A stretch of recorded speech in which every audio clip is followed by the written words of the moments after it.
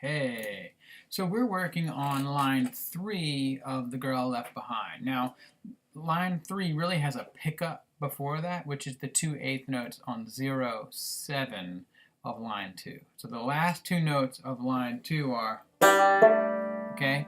So if we start there, our pinky is going to play the 7th fret. And the reason is this whole song is thought of to be in 4th position, meaning if everything is if you're in 1st position, 1st finger would be playing the 1st fret. If you're in 2nd position, 1st finger would be playing the 2nd fret. 3rd, 3rd, and here we are on the 4th fret. So that means you're playing, right? A lot of this song is supposed to be in 4th position, which means our pinky would just jump here. Okay, that's why.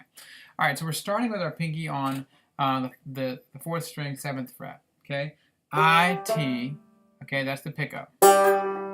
Nice, Dean. And then we're going to jump up here to the 3rd line. Put your 4th and 5th fret down with 1st and 2nd. And that's I am, okay? So that's the first measure of line 3. I am, put these fingers down, I am. All right, that's the first part of the first phrase here. We'll add that pickup again. Now you can let go of it. Okay, that ends up being the first part of the first phrase. Sorry. Let go. Alright, the second part of that phrase starts the pickup again. But you leave these two fingers down. For two reasons. One, because you're going to play that 4th fret again, but also because then you go into line 4, which is the same as line 2, which means we need these to pick up right from there. So once more, from the pickup on line 2, the 0, 7, I keep going on line 3. You can let go of these. Pinky goes back down. Put these down and keep them down.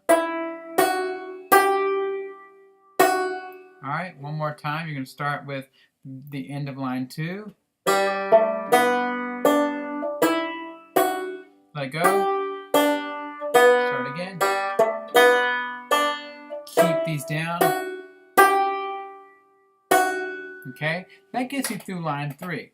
One thing I want to address that we worked on a lot in this last last lesson is on 2nd line, the D measure. Okay, that one, I want you to make sure you're going thumb, index, thumb, index, thumb, index. So T, I, T, I, T, I. It's really the I, T, I, T, I. That's the tricky part. So it's T, I, T, I, T, I. Take that nice and slow and get that right, and then it'll be good for when we start using the metronome. Okay? Everything is the same on line 4. It's just knowing where to start when you're working on the phrase. So you start from the same pickup, okay? You start on the last 2 8th notes of line 3.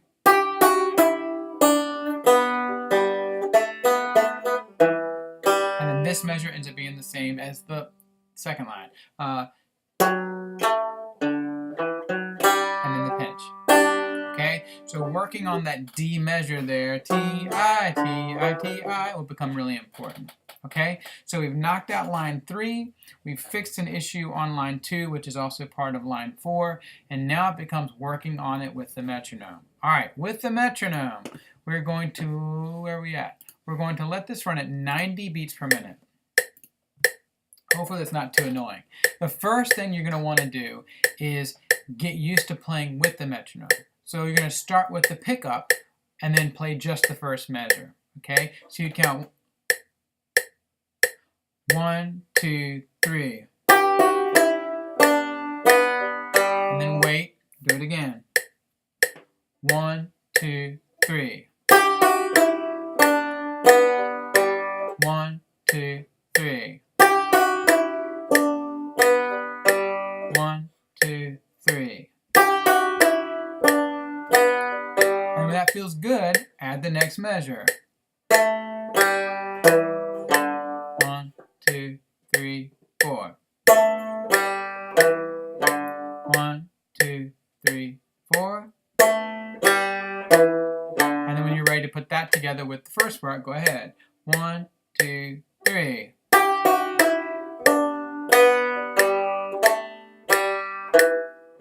Okay, you play that a bunch of times. You can pause it now and do that, or you can just let this video keep going.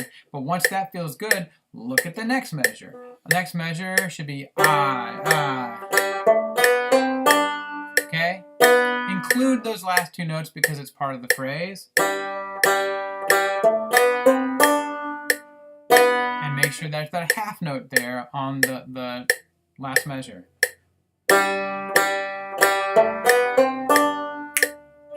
Okay, make sure there's that half note there, the long note there. And then when that feels good, go ahead and put that together with the rest of the line. 1, 2, 3.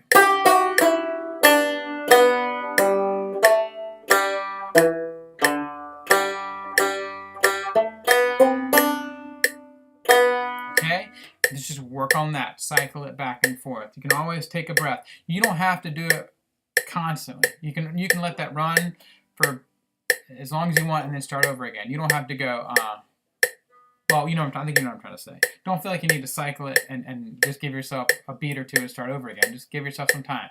Then when that feels good, go ahead and try the phrase that comes next, okay? But do it the same way. You'd start from the beginning of it. 1, 2, 3.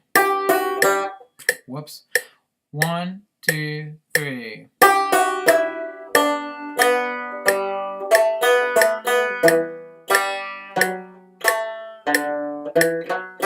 Okay, just take your time. If something feels funny, which is what happened today, the connection between C and D measures there, so line 2, the C measure and the D measure, were lost a little bit. So if they were, I would push pause on the metronome and then try those measures without a metronome.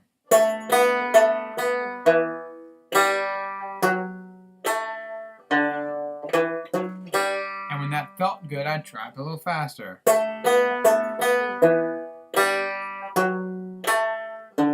I, T, I.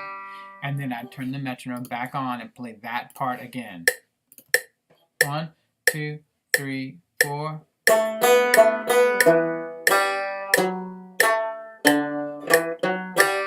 And then when that felt good, I'd play the whole second phrase. 1, 2, 3.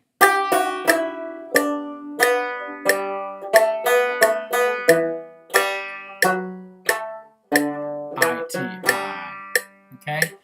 You do not have to, let me turn this off. You do not have to do phrase 3 or phrase 4 with the metronome this week. Ideally, you get great at phrase 1. And if that's going well, go ahead and try phrase 2. If that goes awesome, put phrase 1 and 2 together, okay? If that goes really, really well and you want to try it a little faster, go ahead. But the trick this week is going to be playing with the metronome and feeling good. All right, if you have any questions, let me know. Good job today.